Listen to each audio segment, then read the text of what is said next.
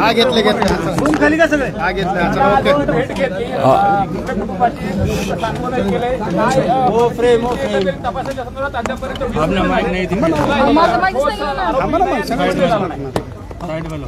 आताच मी माझ्याबरोबर आमचे संदीप भैया असतील, भाऊ असतील, देशमुख साहेब असतील, निसार भाई असतील, असे अनेक पदाधिकारी, सामाजिक कार्यकर्ते हे ज्ञानेश्वरी ताईंना भेटण्यासाठी इथं आले होते. त्यांच्या घरी ज्ञानेश्वरी ताईंना आम्ही भेटलो, त्यांच्या 3 मुलांना आम्ही भेटलो. तसंच महादेव भाऊ जे होते त्यांचे वडील, आई वडील, सासरे या सगळ्यांना आम्ही तिथं भेटलो. तसंच सतीश भाऊ फड हे तिथं उपस्थित होते आणि ज्ञानेश्वरी ताईंशी आणि सतीश भाऊंशी बोलल्यानंतर त्यांनी पूर्ण परिस्थिती सांगितली. याची सुरुवात कशी झाली. महादेवराव जे होते, महादेवराव मुंडे हे अतिशय प्रामाणिक सामान्य परिवारातून घर चालावं यासाठी जमिनीचा व्यवसाय करायचे. एक जमीन कुठली तरी त्यांनी घेतली होती, त्या जमिनीसाठी इसार सुद्धा त्यांनी दिला होता आणि ती जमीन इथं असणाऱ्या एका मोठ्या नेत्याला म्हणजे एक श्री कराड नावाच्या एका व्यक्तीला ती जमीन तिथं घ्यायची होती. कदाचित श्री हे वाल्मिक कराड यांचे चिरंजीव असं इथं आल्यानंतर आम्हाला कळालं आणि मग तिथे एक छोटासा वाद झाला. तो वाढत गेला आणि महादेवभाऊ मुंडे हे स्वाभिमानी असल्यामुळे आणि गरीब परिवारातले असल्यामुळे तिथं स्पष्टपणे काही गोष्टी त्यांनी सांगितल्या की आम्ही कष्ट करून जगतो, आम्हाला जगू द्या. आणि मग त्याच्यानंतर वाद वाढत गेला आणि दुर्दैवाने सतीशभाऊ फड व तसंच ज्ञानेश्वरीताई मुंडे यांचं मत आहे की त्यांचा मर्डर करण्यात आला आणि त्यांच्या म्हणण्यानुसार असं कळतंय की श्री आणि सुशील असे 2 मुलं जे वाल्मिक कराडची मुलं आहेत, त्याच्याचबरोबर गोट्या, गीते आणि अजून काही लोक त्यांनी नावं तिथं घेतलेली आहेत. अशी सर्व लोक मिळून त्या दिवशी रात्री 9:30 वाजता का 9 वाजता महादेवराव मुंडेंना तिथं फार वाईट पद्धतीने तिथं मारण्यात आलं आणि इथला एक तुकडा त्यांच्या गळ्याच्या इथला हा काढण्यात आला. ते पोस्टमॉर्टम सुद्धा मध्ये सुद्धा आलेला आहे की असा तुकडा काढण्यात आला होता. आणि मग जे बानगर आहेत, जे आपल्याला सोशल मीडियावर तिथं दिसत आहेत, जे पूर्वी वाल्मिक कराड बरोबर तिथं काम करायचे पण आता समाजासाठी, लोकांसाठी, माणुसकीच्या नात्याने कुठेतरी ते खरं काय ते लोकांसमोर आणत आहेत. त्यांनी सुद्धा सांगितलं होतं हा जो तुकडा काढला होता तो वाल्मिक कराडच्या टेबलवर नंतरच्या म्हणजे मर्डर झाल्यानंतर 4 दिवसांनी तो तिथं दिसला. आता ह्या सगळ्या गोष्टी ज्ञानेश्वरी ताईंनी आम्हाला आज सांगितल्या, सतीशभाऊ फड यांनी सांगितल्या, त्या आम्ही सर्वांनी ऐकून घेतल्या. मीडिया सुद्धा तिथं होतं. मग आम्ही एसपीला फोन केला कारण का झालं असं आहे की 18 महिने झाले तरी सुद्धा तिथं जे FIR मध्ये नावं यायला पाहिजे होती ती आतापर्यंत आलेली नाहीत. सुप्रियाताई सातत्याने ज्ञानेश्वरी ताईंच्या संपर्कात आहे. त्यांच्या आरोग्याची काळजी अनेक महिन्यांपासून कशी आहे, बरी आहे का, काय अडचण आहे याचा संपर्क त्यांचा तिथं आहेत. त्याच्यावर आव्हाड साहेब स्वतः अधिवेशनामध्ये या विषयासाठी लढलेत, पाठपुरावा तिथं करत आहेत. इथं असणारे सामाजिक लोक, सर्व जाती धर्माची लोक या परिवाराबरोबर आहेत. पण SP साहेबांशी आम्ही जेव्हा बोललो तेव्हा आम्हाला खूप सकारात्मक उत्तर त्यांच्याकडनं काही मिळालेलं नाही. आमचं एकच मत होतं की एवढे पुरावे आहेत, तिथं अनेक लोकांनी सांगितलेलं आहे आणि दुर्दैव असं जेव्हा तो आपण CDR ज्याला म्हणतो की त्या परिसरामध्ये कोण कोण लोक उपस्थित होते, मोबाईलवरनं काढलं जातं. तर ही सगळी माहिती जेव्हा डंप केला होता, म्हणजे त्याला माहिती कम्प्युटरमध्ये घेतली होती आणि पेनड्राईव्हवर घेतली होती, ती पोलिसांनीच घेतली.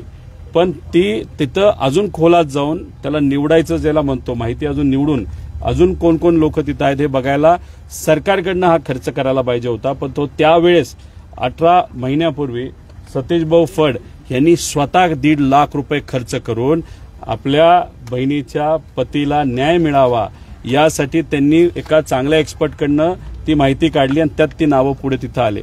यांचा अशी मागणी इथं आहे, एक तर न्याय मिळाला पाहिजे असं अख्ख्या संबंध महाराष्ट्राची मागणी आहे. कारण परवा जेव्हा बाणगरांनी तो व्हिडिओ तिथं दाखवला होता, त्या व्हिडिओमध्ये जे फोटो दाखवले ते फोटो बघितल्यानंतर अतिशय वाईट वाटतं, डोळ्यात पाणी येतं. अशा पद्धतीने तिथं जर खून झाला असेल, त्यामुळे अख्खा महाराष्ट्र या कुटुंबाबरोबर आहे. यांची मागणी आहे, एक ते SIT जी निर्माण केली गेली आहे तिचं काही हालचाल तिथं दिसत नाही. त्याच्यामध्ये पूर्वी त्या काळामध्ये एक संतोष साबळे नावाचे PI होते असं आम्हाला समजते, असं आम्हाला सांगितलं. त्यांना या SIT मध्ये घेण्यात यावं अशी इच्छा इथं ज्ञानेश्वरीताईंनी व्यक्त केली. लगेचच आम्ही मिश्रा जे IG आहेत त्यांना फोन केले, पण ते भारतात नसल्यामुळे त्यांचा चार्ज हा उमाप साहेबांना दिलेला आहे. उमाप साहेबांशी आता आम्ही बोललो, SP साहेबांशी बोललो. मग उमाप साहेबांच्या हातामध्ये तो विषय असल्यामुळे कदाचित ते जालन्यामध्ये आहे, ते साबळे, संतोष साबळे, त्यामुळे त्यांना इथं जर नियुक्ती द्यायची असेल तर तो त्यांचा अधिकार आहे. त्याच्याचबरोबर यांची मागणी आहे पंकज कुमावतांना याच्यामध्ये आणण्यात यावं. आता हा जो अधिकार आहे तो इथं कोणाच्या ह्याच्यात नाहीये, तो आहे रश्मीताई शुक्ला, जे या राज्याचे पोलिसांचे प्रमुख आहेत. त्यांचा फोन आम्ही प्रयत्न केला, फोन काही तिथं लागलेला नाही. त्यामुळे त्यांच्या बाबतीत सुद्धा आम्ही पाठपुरावा करू. या गरीब महिलेचं म्हणणं असं आहे की आम्हाला CM साहेबांना भेटायचंय, भेटून दिलं जात नाही. आम्हाला इथल्या पालकमंत्री साहेबांना भेटायचं, बीडला भेटण्यासाठी सुद्धा हे गेले होते, भेटून दिलं नाही पोलीस अधिकाऱ्यांनी. आणि एकनाथ शिंदे साहेबांना भेटायचं, म्हणजे सत्तेत असणाऱ्या प्रत्येक व्यक्तीला भेटून आम्हाला फक्त न्याय द्या अशी मागणी इथं ते करत आहेत. त्यामुळे आपल्या माध्यमातून हे जे 3 मोठे नेते आहेत या राज्याचे, त्यांना मी विनंती करतो की यांच्याकडनं आपल्याला फोन करण्याचा प्रयत्न केला जाईल, नाहीतर आपण आपल्या यंत्रणेच्या माध्यमातून या परिवाराला फोन करून CM साहेब जे होम मिनिस्टर सुद्धा आहेत, देवेंद्र फडणवीस साहेब, अजितदादा पालकमंत्री आहेत आणि एकनाथ शिंदे साहेब, या तिघांना विनंती करतो की आपण आपला वेळ देऊन यांचं थोडंसं ऐका. हे जे म्हणतात ते पुराव्यासकट म्हणत आहेत, तिथं त्यांना न्याय द्या.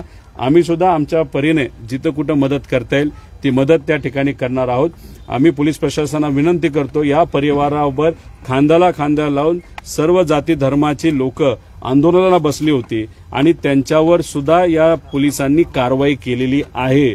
सामाजिक विषयासाठी जर कुणी आंदोलन करत असेल, त्याच्यावर तुम्ही कारवाई करत असाल, तो पूर्वी परळी हा जो भाग आहे अतिशय पवित्र भाग आहे, चांगली लोक आहेत, प्रामाणिक लोक आहेत. फक्त ठराविक मोजक्या लोकांमुळे या भागाचं नाव त्या ठिकाणी खराब केलं जातंय. आणि इथं जर दहशत एवढी असेल की आज सुद्धा जर या लोकांवर तुम्ही कारवाई करत असाल, हे कदापि मान्य केलं जाणार नाही. त्यामुळे कुठेही काय त्या ठिकाणी अडचण झाली नाही पाहिजे. आणि या परिवाराला म्हणजे ज्ञानेश्वरीताई मुंडे आणि सतीश भाऊंना सुद्धा पोलिसांकडनं प्रोटेक्शन हे दिलं गेलं पाहिजे. कारण का या भागामध्ये जे श्री नावाची व्यक्ती आहे, कराड, श्री कराड, त्यांच्या परिचयाचे काही लोक हे चुकीच्या कामामध्ये आहेत. त्याच्यात गांजा विकणं असेल, नाहीतर अजून काही ड्रग्ज असतील याच्यामध्ये. आणि ती जी माणसं आहेत, ती ठराविकच लोक आहेत, ते लोक अतिशय विचित्र प्रवृत्तीची आहेत आणि ते लोक उद्या जाऊन काही करू शकतात या परिवाराला, नाहीतर इथं असणाऱ्या सामाजिक कार्यकर्त्यांना. पोलिसांनी पूर्णपणे जबाबदारी या बाबतीतली घ्यावी अशी विनंती या ठिकाणी आम्ही सर्वजण करतो. त्यामुळे वाल्मिक कराड आणि जे कोणी त्यांच्या परिवारातले त्यांच्या परिचयाचे जबाबदार असतील त्यांना त्या ठिकाणी या FIR मध्ये त्यांचं नाव येऊन त्यांच्यावर कारवाई तिथं झाली पाहिजे अशी आमच्या सगळ्यांची, ज्ञानेश्वरीताईची, सतीश भाऊंची, इथं असणाऱ्या प्रत्येक व्यक्तीची अशी मागणी आहे. दादा, स्वतः मुख्यमंत्र्यांनी याबाबतीत आश्वासन दिलं होतं, त्यानंतर स्वतः ज्ञानेश्वरी मुंडेंनी देखील 5 जणांची नावं घेतली होती, मात्र अद्यापही कुठलीच कारवाई नाहीये. पोलीस फक्त शोध घेतात असं दाखवते. दुर्दैव तेच आहे की पोलीस दाखवते की शोध घेते. तुम्ही जर बघितलं तर याच्या आधी काही VIP केसेसमध्ये म्हणजे तिथं काल परवाच तुम्ही खडसे साहेबांचा विषय तिथं बघितला, त्यांच्या जावयाचा पार कुत्री घेऊन पोलीस तयार होते की आता आपल्याला रेड टाकायची. म्हणजे मोठ्या मंत्र्या म्हणजे विरोधातल्या एखाद्या नेत्याच्या नातेवाईकाला आत घेण्यासाठी, कारवाई करण्यासाठी तुम्ही सज्ज असता आणि दुसऱ्या बाजूला गरीबाला त्या ठिकाणी न्याय मागण्यासाठी फिरावं लागतं. आता ही आपली बहीण 2 वर्ष झालं प्रयत्न करत आहे. आता तिला किती वेळा तरी पोलीस स्टेशनला जावं लागलं. SP त्यांचा ऐकून घेत नव्हते का आत जाऊन देत नव्हते, त्यामुळे आत्मदहन करण्याचा प्रयत्न तिथं केला. आणि आम्ही आमदार असताना जेव्हा मुंबईमध्ये आमच्या एका कार्यकर्त्याची तब्येत कशी हे विचारण्यासाठी पोलीस स्टेशनला गेलो, तेव्हा आमच्यावरच मोठ्या आवाजात तिथे असणारा पोलीस अधिकारी बोलायला लागला आणि आमच्यावर तिथं कारवाई झाली. माझ्यावर आणि आव्हाड साहेब जे या केसमध्ये सुद्धा लक्ष देऊन आहेत यांच्या म्हणजे आमचा तोच म्हणणं होतं की आमदाराला जर असं वागवत असतील तर अशा गरीब लोकांना कसं ते वागवणार आहेत. त्यामुळे इथं कुठेतरी काहीतरी मूर्तय, इथं असणारे प्रशासन कोणाला तरी वाचवतंय असं सगळ्यांचंच इथं असणाऱ्या लोकांचं मत आहे. अनेक ह्या घटनेला 20 महिने उलटून गेलेले आहेत. प्रकरणामध्ये म्हणजे गुन्हेगारांना बाजूला सोडून तुमच्याच पक्षातल्या काही जणांना, पदाधिकाऱ्यांना गुंतवण्याचा प्रयत्न केला जातोय. आता ज्ञानेश्वरी ताईंशी चर्चा झाल्यानंतर त्यांच्यावर दबाव होता की त्याच्यामध्ये बबन गीतेचं नाव घ्या, अजून 2-3 लोकांचे नाव घ्या, जेणेकरून त्यांच्यावर ते शेकेल आणि ते जेलमध्ये जाऊन बसतील आणि जेली मर्डर केलं तो बाजूला जाईल. पण हे सर्व प्रामाणिक लोक दिसत आहेत, अतिशय प्रामाणिक पद्धतीने स्वतःच्या हक्कासाठी ते लढतात. त्यांच्यावर दुःखाचा डोंगर हा ढासळलेला आहेच, पण तरी सुद्धा न घाबरता अनेक धमक्या त्यांना तिथं काही ठराविक अप्रत्यक्षपणे लोकांनी दिल्या तरी ते ताकदीने तिथं लढत आहेत. त्यामुळे त्यांनी तिथं उगाचच नाव कोणाचं घेतलं नाही. आणि गेल्या वेळेस जर तुम्ही बघितलं असेल की जेव्हा बबन गीतेला सुद्धा अडकवण्याचा प्रयत्न झाला आणि दुर्दैवाने त्याला अडकवलं, तेव्हा सुद्धा मी तिथं बोललो होतो की याच्या मागे वाल्मिक कराडच आहे. आणि त्या केसमध्ये सुद्धा जर आपण खोलात गेला त्याच्यामध्ये सुद्धा वाल्मिक कराडचीच लोक निघतील आणि बबन गीतेला मात्र तिथं मुद्दामून अडकवलाय. म्हणजे इथं काय आहे की मर्डर तिसऱ्याला करायचा आणि दुसऱ्यालाच कोणातरी केसमध्ये अडकून द्यायचं आणि त्या पद्धतीने तिथं फॅब्रिकेशन करायचं. इथं जी रेल्वे लाईन आहे त्या रेल्वे लाईनवर तुम्ही अंदाजा घ्या किती लोकांचे तिथं ऍक्सिडेंट झाला असं दाखवलं, पण तो ऍक्सिडेंट होता का मर्डर होता हे सुद्धा खोलात जाऊन. आणि एक आहे आमच्या सगळ्यांचं असं मत आहे की वाल्मिक कराडची जी प्रॉपर्टी आहे ती हजारो कोटीची आहे. आता स्वतःला सामाजिक कार्यकर्ता म्हणतो, त्यांच्या समाजाचे व इतर समाजाचे इथं असणारे लोक अक्षरशः साध्या पत्र्याच्या नाही तर झोपडीमध्ये तिथं राहतात आणि या महाशयाची 1000 कोटीची प्रॉपर्टी होती कशी. आता आमची मागणी अशी आहे की एसआयटी तुम्ही या विषयात लावली, एक वेगळी एसआयटी लावा की एक तर 1000 कोटीची प्रॉपर्टी झाली कशी आणि त्या 1000 कोटीच्या प्रॉपर्टीमध्ये कोण कोण पार्टनर आहे याचा सुद्धा अभ्यास त्या ठिकाणी झाला पाहिजे. आणि आमचं असं मत आहे की हे 1000 कोटी सरकारने जप्त करावे आणि जो जो व्यक्ती पोलीस स्टेशनमध्ये जाऊन आमच्यावर अन्याय झाला, आमच्या जमिनी हडपल्यात, आमच्या महिलांवर अन्याय तिथं झालेला आहे, आमच्या कोणाच्या जवळचा मर्डर या व्यक्तीने तिथं केलेला आहे, ती 1000 कोटीची प्रॉपर्टी ती सरकारने विकावी आणि या गरीब लोकांना त्या पैसा डायरेक्ट त्यांच्या अकाउंटला तिथं द्यावा अशी सुद्धा आम्ही सर्वजण मागणी करतो. ट्विट करत असताना तुम्ही म्हटलं की जन आंदोलन उभारावं लागेल. आता 1 महिन्याचं अल्टिमेटम ज्ञानेश्वरी ताईंनी दिलेलं आहे. त्या वेळेत जर आरोपी नाही अटक झाले तर तुम्ही या कुटुंबाच्या सोबत रस्त्यावरची लढाई. एक मी सांगतो, जन आंदोलन हे कुठला नेता उभा करत नसतो, लोकातून हे उभं होत असतं. आज सुद्धा आपण जर बघितलं तर इथं हजारो लोक आलेली आहेत ज्ञानेश्वरी ताईंना पाठिंबा द्यायला. काल परवा सुद्धा जेव्हा घटना घडली तेव्हा त्यांनी आत्मदहन करण्याचा प्रयत्न केला, अनेक लोक भावनिक होऊन. आणि मला असं कळतं की त्यांचे सासरवाडी आणि त्यांचं माहेर हे दोन्ही गावाले पूर्णपणे पाठिंबा या आपल्या ताईला तिथं दिलेला आहे. मला लोकांना विनंती करायची आहे की आम्ही कार्यकर्ते आहोत, आम्ही जिथं कुठं आंदोलन असेल साईडला तिथं बसलेलो असू, पण आम्ही पाठिंबा तिथं देऊ. पण जोपर्यंत लोक एकत्रित येणार नाही तोपर्यंत या ज्ञानेश्वरी ताईंवर अन्याय झालाय असे अनेक आहेत, सगळ्यांना माहिती अनेक आहेत, पण फक्त इथं दहशत असल्यामुळे लोक बाहेर येत नाही. त्यांना विनंती करतो की त्यांची प्रोटेक्शनची काळजी इथे असणारे सामाजिक कार्यकर्ते करतील, पण जे खरं आहे ते लोकांसमोर आलं पाहिजे. आणि लोकांनी हा विषय हातात घेतल्याशिवाय जे लोक प्रशासनावर प्रेशर आणतायत ते लोक तोपर्यंत घाबरणार नाही तर थांबणार नाही. लोकांनाच हा विषय कुठेतरी हातात घ्यावा लागेल. दादा तब्बल 21 महिने 10 दिवस होत आलेले आहेत आणि आणखी अल्टिमेटम किती द्यायचे. हे बघा, ताईचं असं मत आहे की एकदा एक प्रयत्न म्हणून मुख्यमंत्री साहेबांना आम्हाला भेटू द्या, उपमुख्यमंत्री जे 2 आहेत त्यांना तिथं भेटू द्या. एसआयटी स्थापन झाली, अपेक्षा होती एसआयटी स्थापन झाल्यानंतर काहीतरी होईल, पण त्या एसआयटीतून काही झालेलं नाही. अशा लोकांना जबाबदारी दिली ते कदाचित इथं अनेक वर्ष आहेत, त्यामुळे त्यांच्याकडे न्याय मिळेल असं वाटत नाही लोकांना. त्यामुळे त्यात बदल झालेच पाहिजे. ते 2 बदलसाठी आम्ही सुद्धा प्रयत्न करू, सरकारला त्या ठिकाणी विनंती करतो. पण थोडा वेळ ताई म्हणत असेल तर नेत्यांना भेटून काय होतंय का बघू, आणि ते नाही झालं तर ताईला पण सांगण्याची जरूरत नाही. लोकच हा विषय कुठं ना कुठे तिथे ताब्यात घेतील, हातात घेतील. आणि एक आहे, आपल्यासारखे मराठी पत्रकार जे आहेत त्यांचे मी आभार व्यक्त करतो की आपण सुद्धा या विषयामध्ये आणि या बीड परिसरामध्ये जिथं कुठं अन्याय झाला त्या ठिकाणी तुम्ही गरिबाबरोबर राहिलात, सामान्य लोकांबरोबर राहिलात, पीडित लोकांबरोबर राहिलात. त्यासाठी मी आपले मीडियाचे सुद्धा आभार व्यक्त करतो. कारण का कितीही कुणीही आंदोलन केलं, कुठलाही मोठा नेता आला नाही तर छोटा आला, जोपर्यंत मीडिया साथ देत नाही तोपर्यंत गरिबाला न्याय मिळत नाही. आणि महाराष्ट्रातली मराठी मीडिया म्हणजे तुम्ही सर्वजण अजून सुद्धा ताकद त्या ठिकाणी मीडियाची या गरिबाच्या पाठीमागे लावतात. त्यासाठी मी त्यांच्या वतीने मी आपल्या सगळ्यांचे आभार व्यक्त वाल्मिक करतो. कराड जे- दादा आतापर्यंत पाहिलं तर या प्रकरणामध्ये कायम आहे असं वाटतंय का?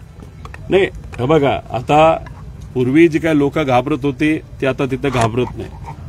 आम्ही कोणालाच घाबरत नाही. तर आज खरंच घाबरायचं झालं असतं तर आम्ही आता कुठेतरी सत्तेत जाऊन तिथं बसलो असतो, पद एखादं मिळालं असतं. तुम्ही जर बघा, एक फार आश्चर्याची गोष्ट घडली.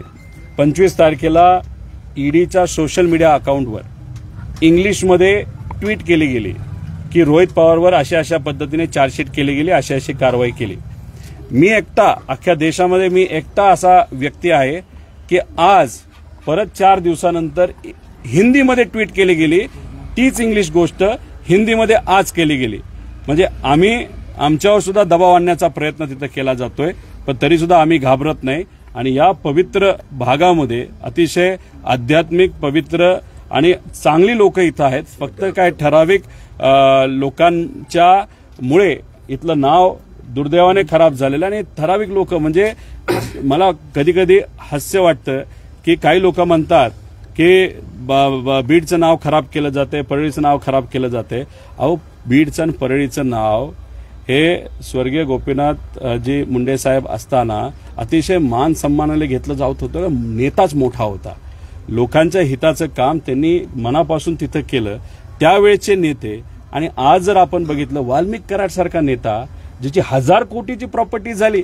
अहो, इथं गरीबाचं काय चाललंय बघा, जेवायला वांदेत आणि बरेच लोक परळी सोडून बाहेर जायला लागलेत, म्हणजे घरं सोडून जायला लागलेत. आणि हा नेता म्हणजे कोण, तर वाल्मिक कराड 1000 कोटीची प्रॉपर्टी करत असेल. अरे ह्या लोकांना नेता. तर आज नाव कोणामुळे खराब होत असेल तर वाल्मिक कराड आणि हे जे गुंड त्यांनी पाळलेली आहेत फक्त स्वतःच्या स्वार्थासाठी, यासाठी या परिसराचं, पवित्र परिसराचं नाव खराब होतं असं म्हणावं लागेल. दादा या प्रकरणापर्यंत 20 महिने उलटून गेलेले आहेत. आतापर्यंत 9 अधिकारी बदलण्यात आलेले आहे, मात्र अजूनही तपास शून्य आहे, अजूनही आरोपी निष्पन्न नाहीत. दुर्दैव आहे. आता सुद्धा ताईचं हेच मत आलं की काहीच होत नाही, काहीतरी झालं पाहिजे. आणि ते होत नसल्यामुळे परवा दुर्दैवाने म्हणजे 3 मुलं त्यांची आहेत तरी सुद्धा एक आईली आत्मदहन करण्याचा प्रयत्न केला. सहसा आई कधीच तसं करत नाही, पण तिच्या मनावर किती ताण असेल, प्रेशर असेल, त्यामुळे ती काहीतरी करण्याचा प्रयत्न करत असेल. याच्यावरनं समजून घ्या की कुठेतरी पोलीस प्रशासन कमी पडते. पोलीस प्रशासनाला आम्ही विनंती करतो की आता हलगर्जीपणा चालणार नाही. परळीमधले सामान्य लोक, बीडचे लोक आता ताकदीने एकमेकाच्या पाठीमागे उभे राहायला सुरुवात झालेली आहेत. त्यामुळे हे लोक नक्कीच तिथं प्रेशर निर्माण करून या पोलीस प्रशासनाला त्यांचं ऐकावं लागेल. आपण कृषी मंत्र्याची मागणी